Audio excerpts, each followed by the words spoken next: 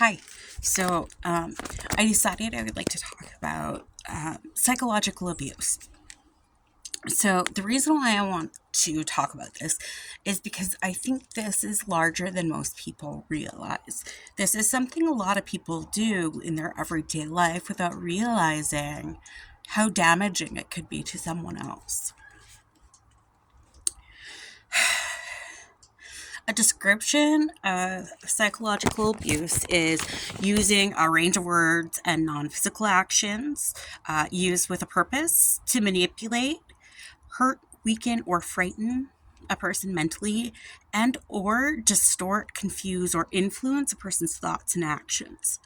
Now, that would be in their daily life, and that would change their sense of self, and um, it harms their well-being and overall. In one study I looked up, 90% of practitioners, they agreed that psychological abuse and that violent is usually interspaced with warmth and kindness. And what it does is creates emotional confusion.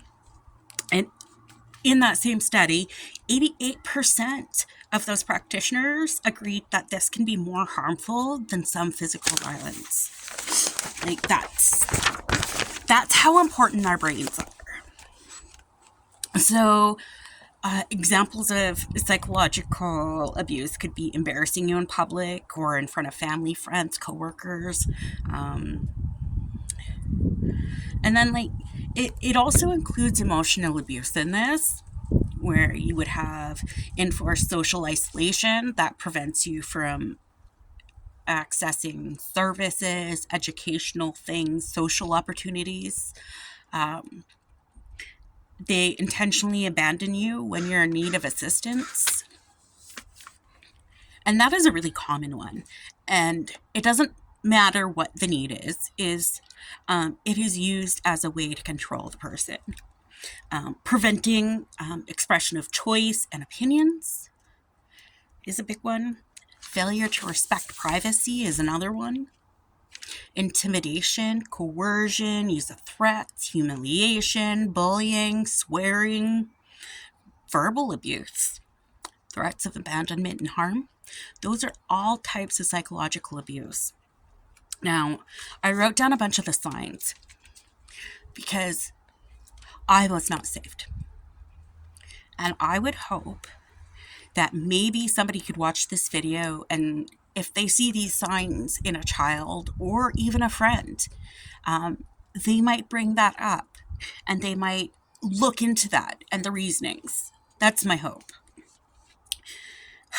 And I wrote it down so that way I wouldn't forget stuff. And obviously, this is not an all-inclusive list, but this gives you the gist of it. Okay. So signs of a person being abused. And this is a really important one that most people miss out on. And it's when there's an air of silence when a specific person is present. For example, John Doe 1 and myself, I was always quiet around this person. I was not boisterous directly in front of them. I did not talk back. I was very withdrawn and quiet. And like I said, a lot of my abuse most likely got chalked up to the kidnapping, so most people didn't realize that this is something they needed to look at. Um, Withdrawal from society, like just withdrawing yourself with a change in personality or becoming unresponsive, that's also another sign. Low self-esteem is like a guarantee for anybody with emotional damage, I think. I really do. It takes some serious work to get back from that. They can also, if they're being abused, be uncooperative or aggressive in their behaviors in weird ways that are not normal. Other signs of distress include behaving unusually, such as rocking back and forth, biting on things, clothes, fingers, nails, sucking them, anything. Those are symptoms of self-soothing that are usually symptoms of something deeper and darker. Now, people who have been psychologically damaged also are overly apologetic.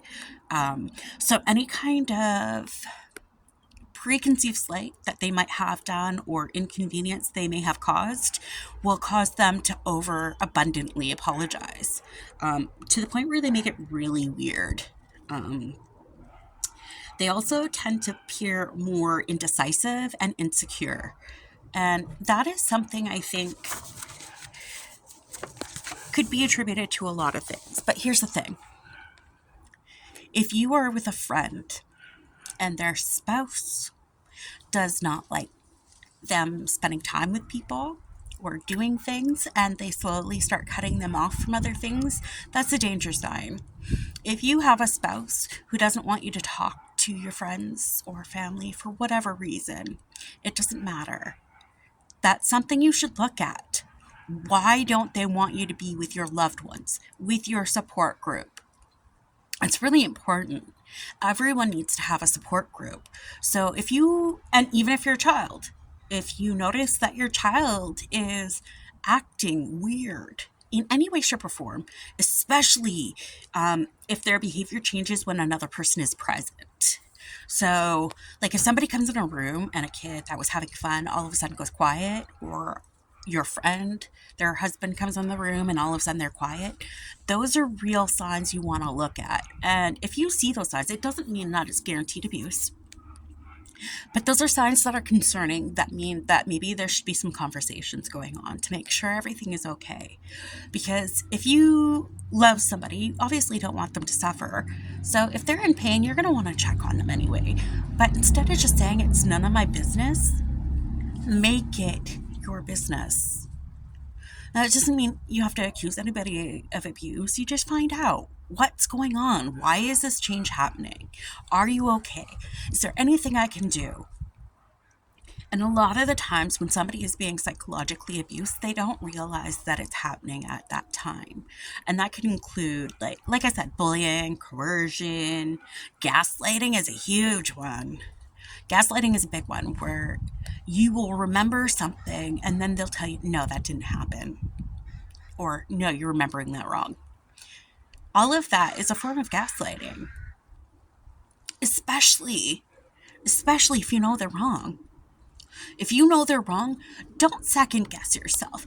Don't let them do that to you. You deserve more. If you are an abuser and you are watching this in the hopes to come up with some way to figure out how we figure this shit out, I just want you to know your time will come.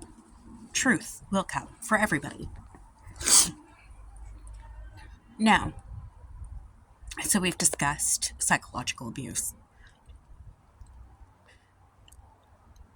If you are watching this video, you clearly either want to know what my history is, or you have abuse in your life or have had it. And ask for help. I don't do good with that.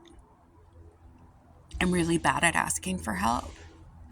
And usually I'll wait until something is like at the absolute worst, like I'm on the fucking 11th hour, and I will then ask for help because I haven't been able to find a way to get out of whatever situation I'm in. I'm really bad for that because I was taught that I could only depend on myself. And, that's something really interesting to think about, because I have healthy relationships with a lot of people in my life. And I encourage healthy relationships and open communication. Communication is super important. We can discuss things without being vicious. So I can discuss the things that have happened to me without being vicious about it. Yes, I believe karma or whatever is going to come for all of these people, and that's their fucking cross to bear. That's not mine. But it doesn't mean I have to be like all, ooh, yay, them, because no. Fuck them. I don't want anything to do with them. I don't think they're good humans, and I only want good humans near me. If you have a spouse who says they're going to kill themselves, call 911. Doesn't matter if you know it's fake. Call 911. They threatened it, act on it. Sometimes people will threaten it and act on it. You never know when it is a call of help. Maybe your partner really is in the down and out and they feel there's no way to get out. And that's why I said, if somebody threatens suicide, no matter what you think, call 911. Anywhere in Canada or US, call 911. Anywhere else, just call your emergency services. Don't take a chance. 2 reasons.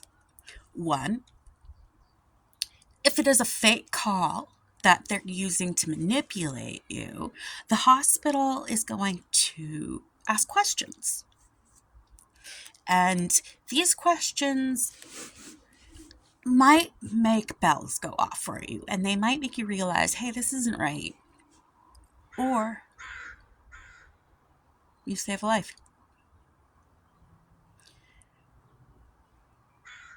Do you want to make the risk? I wouldn't. I don't care who it is. I would still most likely go. Life is precious, and too many people feel that temporary issues are more permanent than they are. Death is permanent. Trauma and sadness and hurt and pain, they may be prolonged, but they're not permanent. There are ways to heal. There are ways to grow. There's always going to be a light at the tunnel, even when you can't see it. There will always be a light at the tunnel. And too many people just don't have the resilience to keep waiting. They are done. And we don't know when that is. So it doesn't matter. Somebody says they want to kill themselves. 911. Anyway, that was Psychological Abuse 101.